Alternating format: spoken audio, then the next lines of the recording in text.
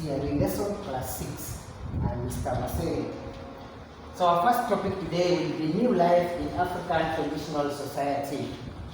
When you talk about new life, it means acquiring a new beginning. So we are trying to see how did the people in African traditional society acquire new life as they go on, or they went on with their normal life.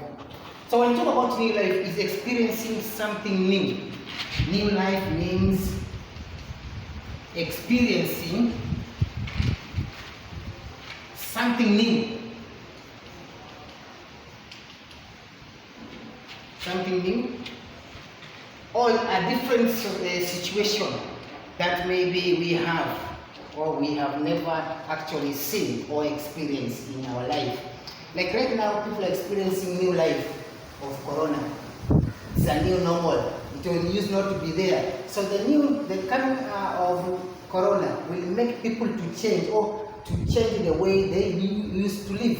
So this is the same thing we are looking at here. How did traditional African society, people in those days, experience new life? So in African society, the following were some of the occasions that marked new life. In African traditional society, the following are occasions that marked new life. We can call them the rites of passage. They were the rites of passage. So it means it is a stage that every person was supposed to undergo for him or her to go to the next level. So the first level or the first rite of passage was birth. Secondly, we had initiation. Thirdly, we had marriage. Then lastly, we have is death. Now these are the four rites of passage. That is, one is born. He or she undergoes initiation. After initiation, now you get room or you're qualified to marry. After marriage, the next stage is death. So we shall look at each one of these and try to see what was their, how did people actually associate like birth with the new life. So let's start with birth. Birth. In traditional African society, birth was very special. Unlike today, where birth is just left within the family or immediate family members. Birth in traditional African society was a community thing.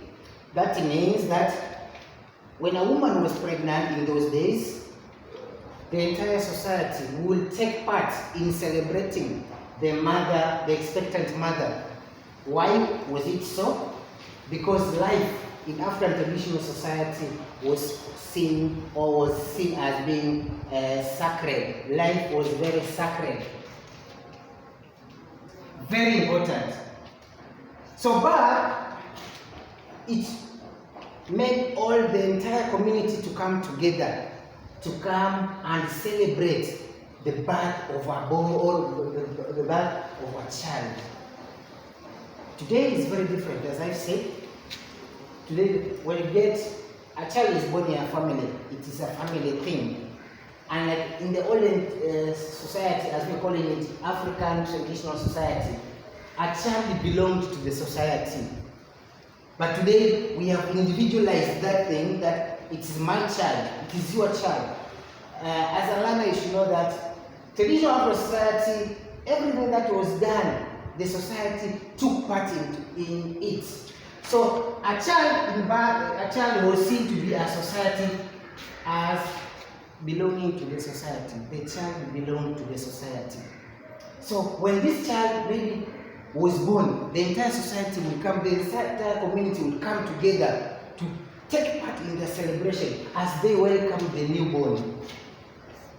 They welcomed the newborn. And when that child was born, there were so many things that was done. The child was given gifts.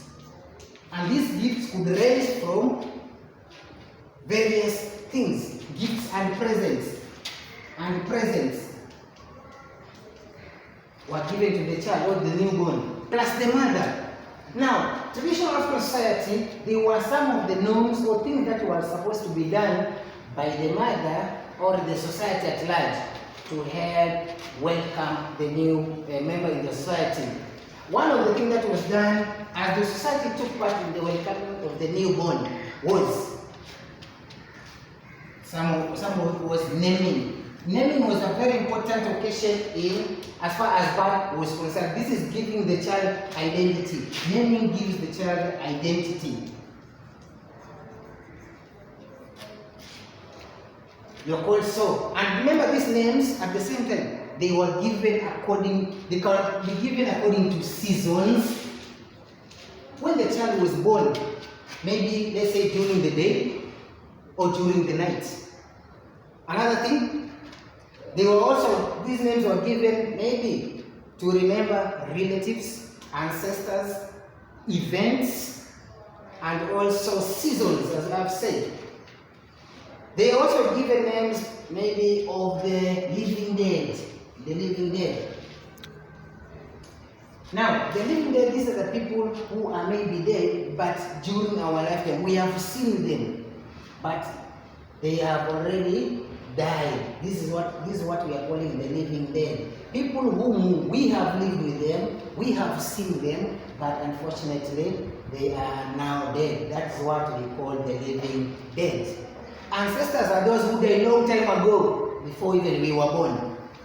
So those who died during our lifetime, we call them the living dead. Ancestors, they lived, they died many years before we were actually born. So the society will come in to celebrate the naming of this newborn. Now in some communities, birth was had also some marks, left some marks. For instance, the woman was shaved together with the baby to signify the new era of the mother. The mother, remember, was at that time was expectant, but now she has given birth, and therefore she is breastfeeding. Therefore, the mother will be shaved the hair plus the baby to signify new life. Very important to note that. Another thing that we're supposed also to know here, in traditional African society, people valued the baby boy, or the boy child was highly valued compared to the girl child. Why was it so? Because men were supposed to carry the name of the family to the next generation. They were supposed also to inherit the family property. So when it comes now to the girl will be married. So it was taken as somebody who will be taken from that particular home to a different home. Then when she is married, she will continue the lineage of the husbands and not her own lineage. And that's why the traditional African society, people value the boy child mostly. Also, boys were perceived to be more, maybe had more power and energy, to the extent that if they were to give those very hard duties were given to the boys, and those were a bit light to the girls. So also important to note that girls were seen as a source of wealth or sign of wealth, because once they are married, the bride price will be paid, and therefore that the bride price that is paid can be, well, in those days it was in terms of animals. The family gets actually wealth. So maybe the more number of girls you had, the more wealthy you were seen.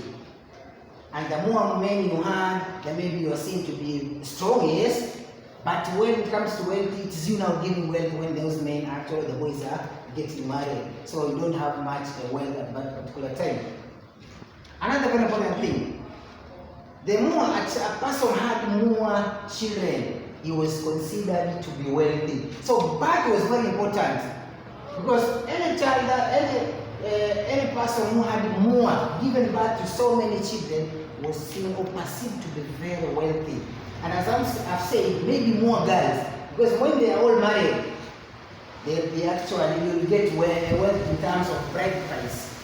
And when that bride price comes, actually, it will affect your position from where you are. So you find that even the girls at those days were married at a very early age. Once they are going, the second stage that we are supposed to go in, right after this, find that most of them were actually married to people who had wealth. And this wealth I've said is maybe it was in form of animals. Then the boys were seen to be a family that had so many boys was seen to have plenty of cheap labor, because remember those days there were no schools. So the work of the boys was maybe herding and maybe taking part in their farming. And so by so doing, they could till the land, plant, and if you have so many boys, they can till a very big portion of land. And in that process, they provided very cheap labor. This man had no reason to go out looking for labor. He had boys who are energetic enough so they can work on the field and they get plenty of crops. The second stage, let's go to a second stage. So that is as far as birth is concerned. The second stage is initiation. What is initiation?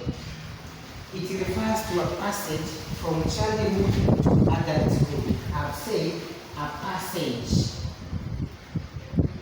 from childhood to adulthood.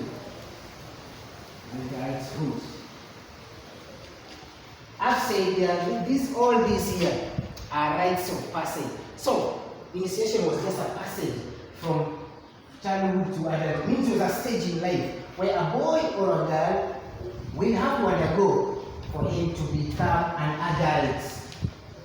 So this one also gave the initiates. Those who are actually initiated, they are called initiates. Initiates. Those who undergo initiation. And once you become an initiate, it means you have been initiated, you are now perceived to be an adult. You have acquired a stage, now ready to establish your own family. Now, why was initiation important in African traditional society, learners? Because it was a sign that one was ready to start a family. Once the initiates had undergone initiation, they were now ready to actually start their own family. They are now perceived to be adults. They have actually gotten all the secrets on how to become good fathers and mothers. Then, bloodshed. Now remember in the boys, there was that skin cutting. So the blood that was shed, it dropped on the ground. And when it dropped on the ground, it showed that there was reunion between the initiates and the ancestors. I've said the ancestors were the people that died many years ago. And therefore, because they are part of the society, even though they are dead, they form a very important part of the society. Once that blood drops on the ground, now it unifies the initiates with their ancestors. So they become part and parcel of their life. Another thing, during initiation, the initiates were secluded. They were secluded, meaning to seclude means to put somebody somewhere, taken to a place, and in that place, they are taught on how to become good for their women, good mothers, and how to take care of the family, and also the women, how to become good warriors, at the same time become good fathers. While in seclusion, I've said, they were taught how to manage their families. Now remember, I've said initiation is the next, after initiation, one goes to the next stage, that is marriage, as we have said here. And therefore, it prepared them. While they were in seclusion, they were given all the information that they needed for them to become good fathers or good mothers. Also, how to become warriors. Men were taught how to take care of their wives, and also wives actually taught how to take care of their husbands, something that maybe today is not there. Common types of initiates in those days. The men, boys were circumcised. Circumcision was done for the boys. It was a sign of initiation. And as I said, once that blood drops down, it unifies them with their ancestors. Then the girls, the normal one that was done was removal of the teeth on the lower jaw. lower to show that the Africans are undergone initiation. So all these marks a new life to the initiates. Now they have acquired new roles and they are now ready to become independent, full members of the society. Learners, I think we are together up to there. Then we go to the third one, that is marriage. We go to marriage. Marriage is the third one. Number 3, marriage. It was also another stage in life. Once somebody had actually undergone, as I said, the first stage, that is birth, you were initiated. From initiation, you go to marriage. How was this important? First, we should know that marriage is ordained by God. It is ordained by God. It is ordained by God. Meaning, God started it. God started it. During the times of Eve and Adam. That's how we say God. That's why we are calling it ordained by God. Started by God. So God had a plan that one should not live on his own alone. Then secondly, we can say it is a union between a man and a woman.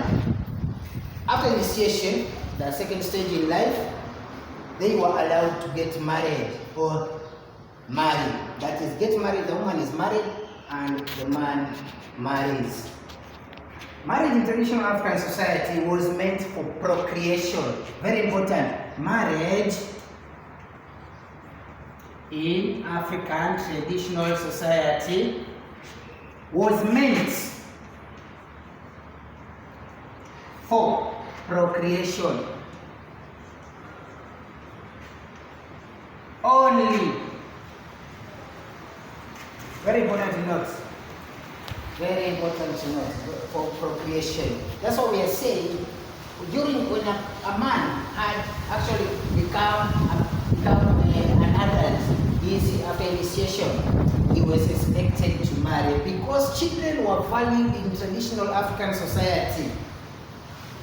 Another thing, marriage. A marriage brought two families together. That means the family of the woman and the family of the man. So it brought about harmony between the two families. They were also to remember their relative through the birth of their children. Those children that they were actually going to get or they were to bear. Then they were supposed to give them names. As we have said, they were given names to remember their relatives, ancestors, and so forth. Learners, I also want you to know that in traditional African society, marriage that had no children, as I've said, marriage was for procreation. It was a must. There was no doubt about it. So a family or a marriage that had no child was considered to be incomplete. So for a family or a marriage to be complete, a child must have been born. This gave men room to marry another wife in case that woman was barren.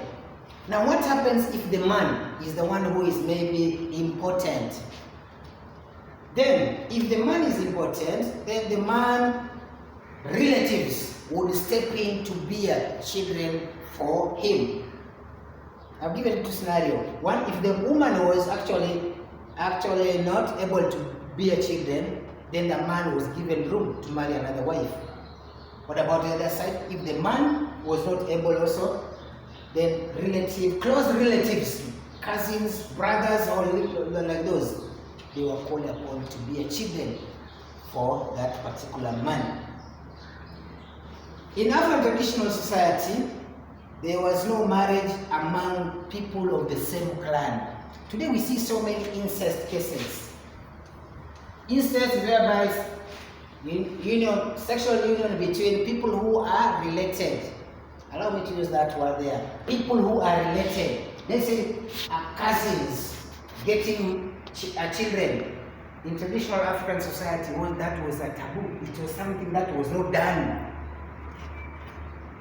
Sex outside marriage was not also practiced. Because I've said here, marriage was the only legal way to have children. Today life has changed. Things are so different. We see so many children outside there. without fathers maybe, without mothers. They are still children. But I want you to know that there are nobody who came to this world without a father or a mother. They have.